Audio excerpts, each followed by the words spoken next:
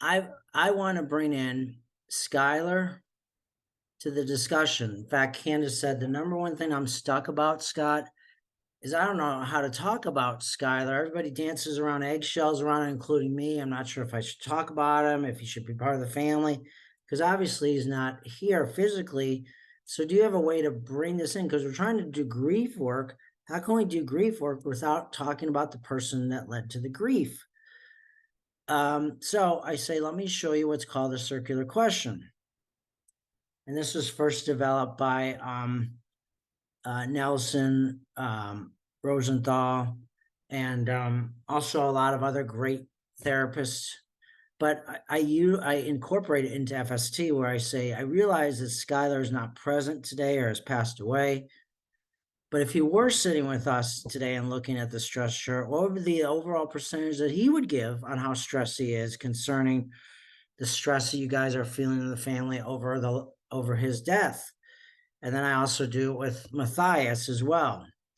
Watch here why this is extremely helpful and something you can do tomorrow if you use the stress chart, because this brings the person in who's no longer physically present. You could also do this with a grandparent that's not there, an aunt, an uncle, social services, anyone.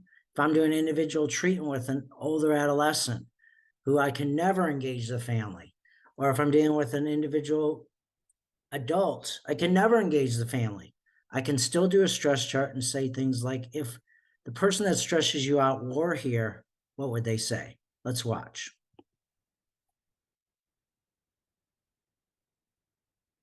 So one of the things is that even though people pass, I still like to ask, if they were still here, what might they say? So if Skylar were here today, and he's in heaven, and let me pause here.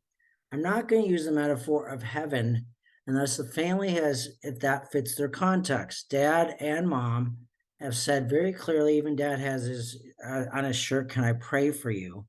So their context is around the spiritual part of this loss as well as the physical part of this loss. So I mirror what the family is doing culturally, sensitivity wise.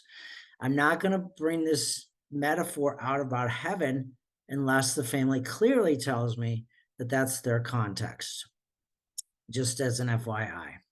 You tell us how much stress he has for the family.